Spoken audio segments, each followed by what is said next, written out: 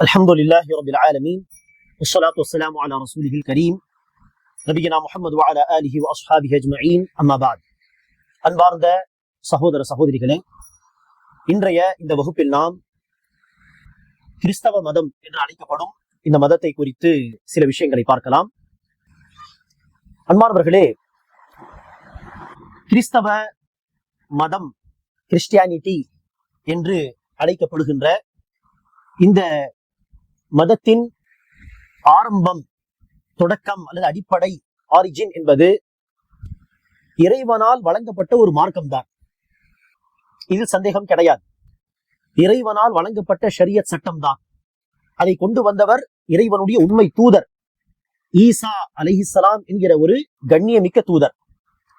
ஈசா அலைஹிஸ்ஸலாம் என்கிற அந்த தூதரை தான் ஆங்கிலத்திலே ஜீசஸ் என்று சொல்வார்கள், தமிழிலே இயேசு என்று சொல்வார்கள், அரபியிலே ஈசா அலைஹிஸ்ஸலாம் அவர்கள் மீது அல்லாஹ்வின் அருள் சாந்தி உண்டாகட்டும். அரபியில் அவர்களுடைய பெயருக்கு பின்னால் ஒரு பட்டம் பயன்படுத்தப்படுகிறது. குர்ஆனிலும் அந்த வார்த்தை அல்லாஹ் பயன்படுத்துகிறான், ஹதீஸில் நபிகள் நாயகம் அவர்களும் பயன்படுத்துகிறார்கள். அதுதான் மசீஹ் அலைஹிஸ்ஸலாம் என்கிற ஒரு பட்டம். அதை தான் அநேகமாக ஆங்கிலத்திலே கிறிஸ்ட் என்பதாகவும் தமிழில் கிறிஸ்து, இயேசு கிறிஸ்து என்பதாகவும் சொல்கிறார்கள். அந்த அடிப்படையில் தான் கிறிஸ்தவ மதம், கிறிஸ்டியானிட்டி, ஆங்கிலத்தில் அரபியில் அந்த மசி என்கிற வார்த்தையை வைத்து அல் மசீஹியா என்று அதற்கு பெயர் சூட்டப்படுகிறது. ஆனால் இந்த பெயரை நாம் தவிர்த்து கொண்டு குர்ஆனில் அல்லாஹ் பயன்படுத்திய வார்த்தை தான், இந்த மதத்தவர்களுக்கு அல்லாஹ் பயன்படுத்திய வார்த்தை தான் நசாரா. அந்த வார்த்தை பயன்படுத்தி நசாராக்களின் மதம், நஸ்ரானி மதம் என்று சொல்வது நல்லது. ஏன் என்று கேட்டால், கிறிஸ்தவர்கள் என்று அழைக்கப்படுகின்ற இந்த மக்கள் என்ன, அந்த சத்திய தூதராகிய ஈசா அலைஹிஸ்ஸலாம், இயேசு அலைஹிஸ்ஸலாம் அவர்களை பின்பற்றுகிறார்களா? அவர்கள் கொண்டு வந்த கொள்கையை, அவர்கள் கொண்டு வந்த ஷரியத் சட்டங்களை பின்பற்றி நடக்கக்கூடியவர்களா என்று கேட்டால் இல்லையே. அப்படி இருக்க இவர்கள் கிறிஸ்துவை பின்பற்றக்கூடிய சமூகம் என்று அழைக்கப்படுவதற்கான உரிமை இல்லாதவர்கள். ஆக குர்ஆனில் அல்லாஹ் சொல்வது போல் நசாரா என்று சொல்வதே சிறந்தது. அன்பார்வர்களே, இந்த மதத்தின் ஆரம்பம் என்பது இறைவனால் வழங்கப்பட்ட ஒரு மார்க்கம் தான். அதை கொண்டு வந்தவர் தான் ஈசா என்கிற இயேசு அலைஹிஸ்ஸலாம் அவர்கள். அவர்கள் தந்தை இல்லாமல் பிறந்தார். அவர்களுடைய தாயார் தான் மரியம் அலைஹிஸ்ஸலாம், மேரி என்று சொல்வார்களே, மரியம் அலைஹிஸ்ஸலாம் அவர்களுடைய தாயார். அவர்களுக்கு இறைவன் ஆண் துணை இல்லாமலே தன்னுடைய வானவர் ஜிப்ரீல், கேப்ரீல் என்று சொல்வார்களே, ஜிப்ரீல் அலைஹிஸ்ஸலாம் என்கிற அந்த வானவரை அனுப்பி வைத்து அவர்களுடைய வயிற்றில் உயிரை ஊதும்படி சொன்னான். ஆக குழந்தை உண்டானது. அந்த குழந்தை பெற்றெடுத்தார்கள். அவர்கள்தான் ஈசா அலைஹிஸ்ஸலாம். ஆக மிக அற்புதமான விதத்திலே, இறைவனுடைய நாட்டத்தால் மிக அற்புதமான மிரக்கலான ஒரு விதத்திலே ஈசா அலைஹிஸ்ஸலாம் என்கிற இந்த தூதர் பிறந்தார்கள், தந்தை இல்லாமல். ஆக இந்த ஒரு அற்புதத்தின் அடிப்படையில் அவர்களை இறைவனுடைய மகன் என்பதாக என்ன செய்வார்கள்? கிறிஸ்தவ மதத்தை நம்புகின்ற மக்கள் இறைவனுடைய மகன், இறைவனுடைய பிள்ளை என்று சொல்வார்கள். ஆனால் அல்லாஹ் குர்ஆனில் என்ன சொல்கிறான்? அற்புதமான விதத்தில் பிறந்ததை அடிப்படையாக கொண்டு தந்தையே இல்லாமல் பிறந்தார் என்ற அடிப்படையில் தந்தை அல்லாஹ் தான், இறைவன் தான் என்று சொல்வதாக இருந்தால், அல்லாஹ் குர்ஆனில் சொல்கிறான், இன்ன மஸல ஈசா இன்தல்லாஹி கமஸலி ஆதம் خلقه من تراب ثم قال له كن فيكون. ஆண் துணை இல்லாமல் பெண்ணால் மாத்திரம் பிறந்த இந்த இயேசுவை பார்த்து நீங்கள் ஆச்சரியப்படுகிறீர்கள் என்று சொன்னால், இயேசுடைய உதாரணம் அல்லாஹ்விடத்தில் ஆதம் என்கிற முதல் மனிதர் போன்றது. அவர்களுக்கு ஆணும் இல்லை பெண்ணும் இல்லை, ஆணும் இல்லாமல் பெண்ணும் இல்லாமல் அவர்கள் வந்தார்கள் இந்த உலகத்துக்கு. அல்லாஹ் அவர்களை படைத்தானே, மண்ணால் படைத்து கொன் ஆகிவிடு என்ற ஒரு வார்த்தை சொன்னால் அவருடைய உடலில் உயிர் வந்து விட்டது. ஆக ஆண் இல்லாமல் பிறந்த காரணத்தினால் அவர்கள் அல்லாஹ்வுடைய மகன் என்று சொன்னால் ஆதம் அலைஹிஸ்ஸலாம் என்ன போது? ஆக முதல் மனிதரை அல்லாஹ் எப்படி ஆணும் இல்லாமல் பெண்ணும் இல்லாமல் படைத்தானோ, அதே அல்லாஹ்வால் என்ன செய்ய முடியும்? பெண் இல்லாமல் ஒரு ஆணை கொண்டு படைக்க முடியும். அப்படிதான் ஆதம் அலைஹிஸ்ஸலாம் அவர்களுடைய மனைவி ஹவ்வா அலைஹிஸ்ஸலாமை அல்லாஹ் படைத்தான். ஆதம் அலைஹிஸ்ஸலாம் உடைய ஒரு விழா எலும்பை கொண்டு அவருடைய மனைவி அல்லாஹ் படைத்தான், பெண் இல்லை, ஆணை வைத்து. அப்படி இயேசு கிறிஸ்து அவர்களை அல்லாஹ் சுப்ஹானஹு வ தஆலா பெண்ணை வைத்து படைத்தான், ஆண் இல்லை. 3 விதமான உதாரணங்களும் உண்டு. அல்லாஹ் நாடியதை செய்து முடிப்பவன், இறைவனுக்கு அந்த சக்தி உண்டு. நாடியதை அவன் செய்து முடிக்கிறான். ஆக தந்தை இல்லாமல் பிறந்த காரணத்தினால் அவர்கள் இறைவனுடைய மகன் ஆகிவிட முடியாது. இறைவனுக்கு மனைவியோ பிள்ளைகளோ குடும்ப வாழ்க்கை என்கிற ஒரு தேவையோ தூக்கமோ எந்த ஒரு தேவையும் இல்லாதவன் தான் உண்மையான இறைவன். ஆக இறைவனுக்கு பிள்ளைகள் கிடையாது. ஆனால் தந்தை இல்லாமல் பிறந்த இயேசு அவர்களை இறைவனுடைய மகன் என்பதாகவும், அதே போல அல்லாஹ் ஒரு இறைவன், இறைவனுடைய மகன் இயேசு இன்னொரு இறைவன். அதே போல அந்த பரிசுத்த ஆவி, அநேகமாக ஜிப்ரீல் அலைஹிஸ்ஸலாமை அவர்கள் இப்படி சொல்வார்கள், அந்த பரிசுத்த ஆவி ஒரு இறைவன் என்பதாக நினைச்சுகிறார்கள். 3 கடவுள்கள் என்கிற ஒரு கொள்கையை சொல்கிறார்கள். அல்லாஹ்வை ஒரு கடவுளாகவும், அல்லாஹ்வுடைய மகன் ஈசா அலைஹிஸ்ஸலாம் ஒரு கடவுளாகவும், பரிசுத்த ஆவி என்று 3 கடவுள்கள், ட்ரைனிட்டி என்கிற இந்த கொள்கையை, இந்த கோட்பாடை அவர்கள் நம்புகிறார்கள். அதே போல ஆதம் அலைஹிஸ்ஸலாம் ஒரு பாவத்தை செய்திருந்தார், இறைவனுக்கு மாறு செய்திருந்தார். அல்லாஹ் ஆதம் அலைஹிஸ்ஸலாமையும் அவருடைய மனைவி ஹவ்வா அலைஹிஸ்ஸலாமையும் சொர்க்கத்தில் அனுப்பி, நீங்கள் சொர்க்கத்தில் எங்கு வேண்டுமானாலும் போகலாம், வரலாம், எதை வேண்டுமானாலும் சாப்பிடலாம், ஆனால் குறிப்பிட்ட ஒரு மரத்தை காண்பித்து அந்த மரத்தை நெருங்கக்கூடாது, அந்த மரத்தின் பழத்தை நீங்கள் சாப்பிடக்கூடாது என்று சொல்ல, அவர்கள் ஒரு காலம் வரை அவர்கள் அந்த மரத்தை நெருங்கவில்லை. ஆனால் ஷைத்தானுடைய ஊசலாட்டத்தின் காரணமாக அந்த மரத்தை நெருங்கி சென்று அந்த பழத்தை சாப்பிட்டு விட்டார்கள். இது அவர்கள் இறைவனுக்கு செய்த மாறு செய்த ஒரு விஷயம். அதற்கு அவர்கள் அல்லாஹ்விடத்தில் பாவ மன்னிப்பு தேடி அல்லாஹ்வும் அவர்களை மன்னித்து விட்டான் என்பதாக குர்ஆனில் தெளிவாக சொல்கிறான். ஆனால் கிறிஸ்தவர்கள் என்ன நம்புகிறார்கள்? இந்த நசாராக்கள் என்ன நம்புகிறார்கள்? அவர்கள் நம்புகிறார்கள் ஆதம் அலைஹிஸ்ஸலாமுடைய அந்த பாவத்தை, மேலும் உலக மக்களுடைய பாவங்களை எல்லாம் போக்குவதற்கு, அதுக்கு பரிகாரமாக தான் அல்லாஹ், அதாவது அவர்களுடைய கொள்கைப்படி இறைவன், அந்த கடவுள் தன்னுடைய மகனை அனுப்பி வைத்தான். கடவுளுடைய இன்னொரு ரூபம், கடவுளுடைய மகன். ஆக அவர்கள் வந்து அத்தனை பேருடைய பாவங்களை சுமந்து தன்னுடைய உயிரை கொடுத்து அதுக்கு பரிகாரமாக அவர்கள் இந்த உலகத்தை விட்டு சென்றார்கள் என்பதாக ஒரு கொள்கை. ஆக இப்படி இறைவன் உடைய ஒரு ரூபம் தான் அந்த மகன், அடுத்து பரிசுத்த ஆவி. அவர்கள் இந்த பாவங்களை எல்லாம் சுமந்து போனார்கள் பரிகாரமாக அமைவதற்கு. ஆகவே அவர்களை நாம் வணங்க வேண்டும் என்றெல்லாம் இந்த கொள்கைகளை சொல்வது, இதுதான் அடிப்படை கொள்கை. இது தாண்டி பல விஷயங்கள் இருக்கலாம். மேலும் அவர்கள் தன்னுடைய வேதமாக வைத்திருப்பது இன்ஜீல் என்கிற வேதம், அரபியில் இன்ஜீல், பைபிள் என்று சொல்கிறார்கள். அதில் என்னது? பழைய ஏற்பாடு, அடுத்து புதிய ஏற்பாடு என்றெல்லாம் என்ன செய்கிறார்கள்? நம்புகிறார்கள்.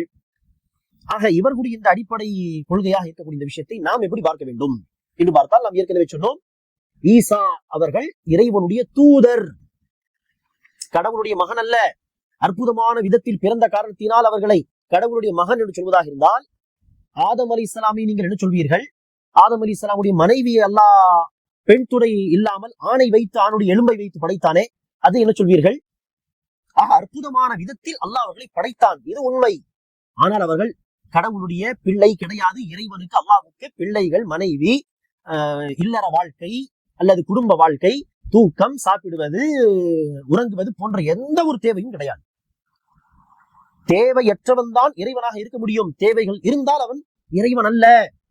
ஆகவேதான் இயேசு அவர்களை இவர்கள் இறைவனுடைய மகன் என்பதாக நம்புகிறார்களே, அவருடைய தாயை கடவுளுடைய மனைவி என்பதாக நம்புகிறார்களே, அப்படி இவர்கள் உண்மையில் கடவுள்களாக, இறைவனாக, இறைவனுடைய மகனாக இருந்திருந்தால் அவர்களுக்கு தேவைகள் என்று இருந்திருக்க கூடாது. ஆனால் அல்லாஹ் இவர்கள் இறைவனுடைய மகனோ இறைவனோ கிடையாது என்பதற்கு ஆதாரமாக குர்ஆனில் என்ன சொல்கிறான்? இயேசு கிறிஸ்து அல்லாஹ்வுடைய தூதர், அவருடைய தாயார் ஒரு உண்மையான ஒரு பெண்மணி, இறைவனுடைய உண்மையான ஒரு அடியாராக வாழ்ந்த ஒரு பெண்மணி.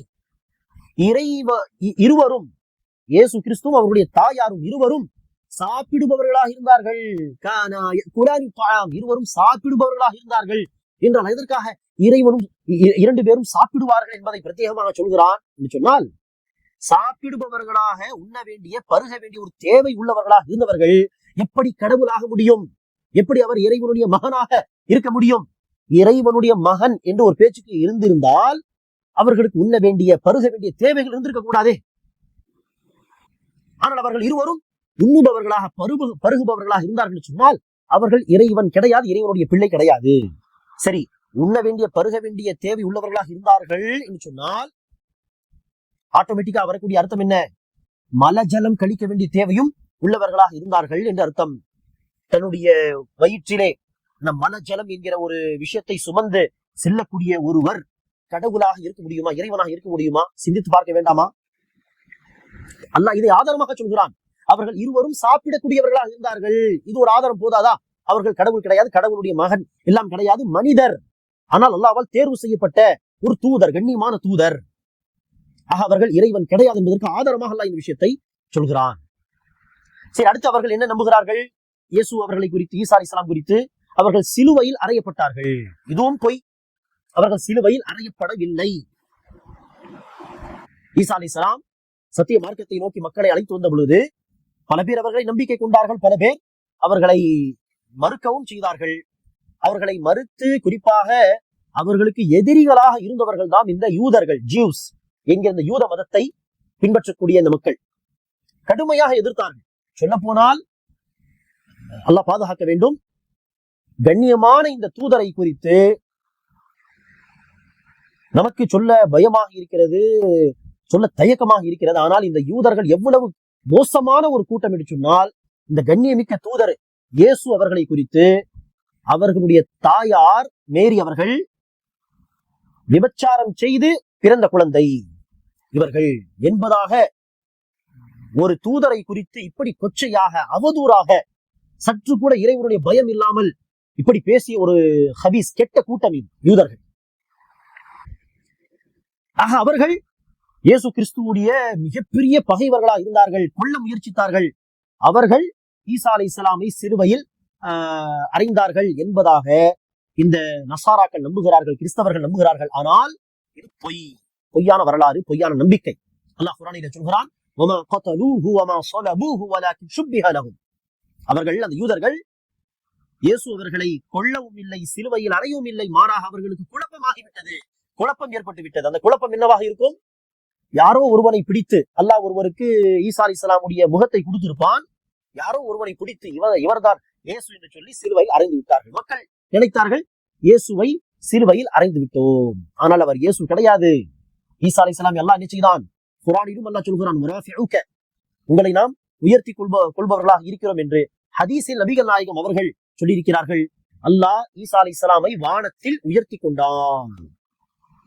இந்த 2000 வருடங்கள் முன்பு அவர்கள் வாழ்ந்த காலத்தில் யூதர்கள் அவர்களை கொலை செய்ய வேண்டும் என்று நாடிய பொழுது அல்லாஹ் அவர்களை வானத்தில் உயர்த்தி கொண்டான். அந்த காலத்திலிருந்து இன்று கூட, இந்த நொடி கூட வானத்தில் இயேசு கிறிஸ்து அவர்கள் உயிரோடு இருக்கிறார்கள். அவர்கள் மீது அல்லாஹ்வின் சாந்தி சமாதானம் உண்டாகட்டும். உயிரோடு இருக்கிறார்கள். உலக அழிவு நாள் நெருங்கும் பொழுது, சில வருடங்கள் இருக்கும் பொழுது அவர்கள் மீண்டும் பூமிக்கு வருவார்கள். இந்த காலகட்டம் நெருங்கிவிட்டது.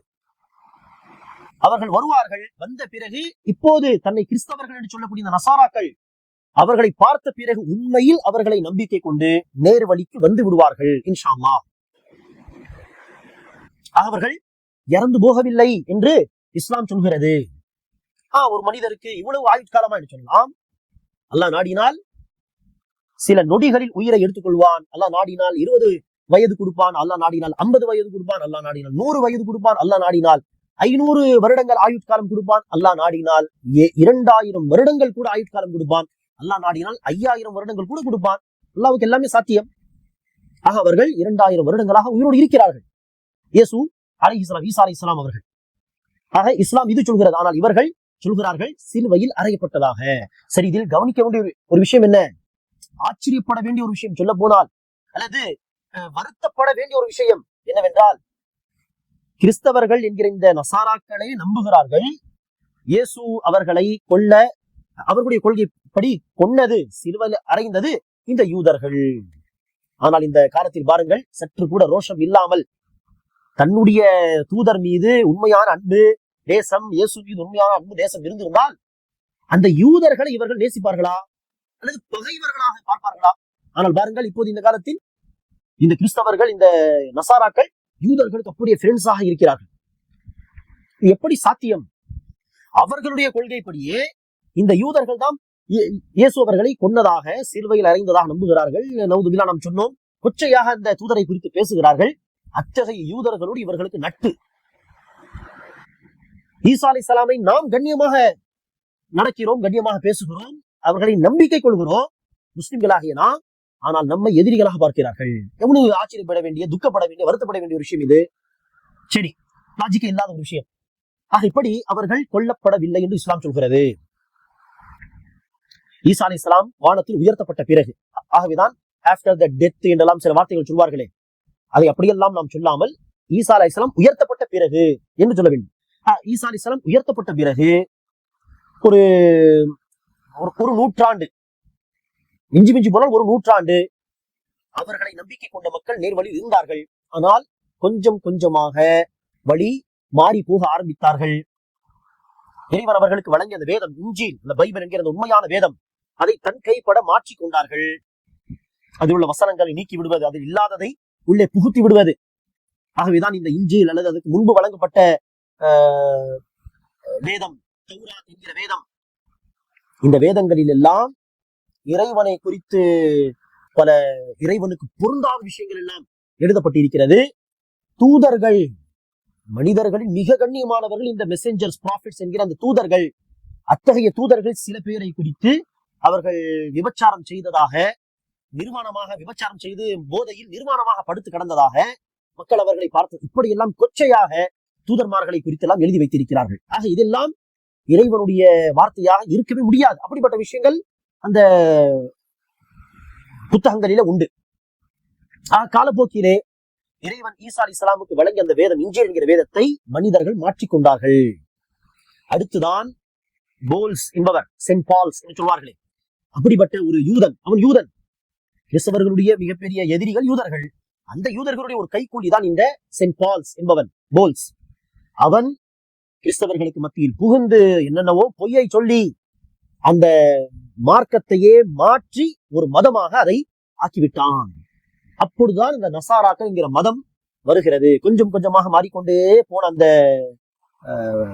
இறைவன் கொடுத்த அந்த மார்க்கம் இந்த போல்ஸ் வந்த பிறகு மொத்தமாகவே மாறிவிட்டது. அடிப்படை கொள்கை, ஓரிரை கொள்கை, அந்த தூதர் இயேசு என்ன கொள்கை சொல்லி கொடுத்தாலும் அந்த கொள்கை எல்லாம் மாற்றிவிட்டு 3 கடவுள்கள், இவர் மக்களுடைய பாவங்களை எல்லாம் போக்குவதற்காக வந்தார், சிலுவையில் அறை, பல விஷயங்கள் அதில் உள்ளே வந்து விட்டது.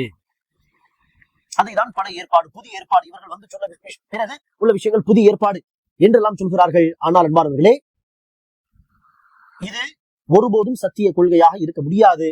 3 கடவுள்கள் என்று சொல்லக்கூடிய கொள்கை எப்படி சத்திய கொள்கையாக இருக்க முடியும்? அதில் குறிப்பாக இயேசு அவர்கள் கடவுளாக இருந்திருந்தால், கடவுளுடைய மகனாக இருந்திருந்தால், அவர்களுடைய கொள்கைப்படி நாம் சில கேள்விகளை கேட்கலாம். எப்படி அவர்கள் மனிதனாக வாழ்ந்து கொண்டிருந்தார்? எப்படி நம் ஏற்கனவே சொன்ன சாப்பிடுபவர், மலஜலம் கழிப்பவராக மனிதனாக வாழ்ந்திருக்கிறார். அது எப்படி முடியும்?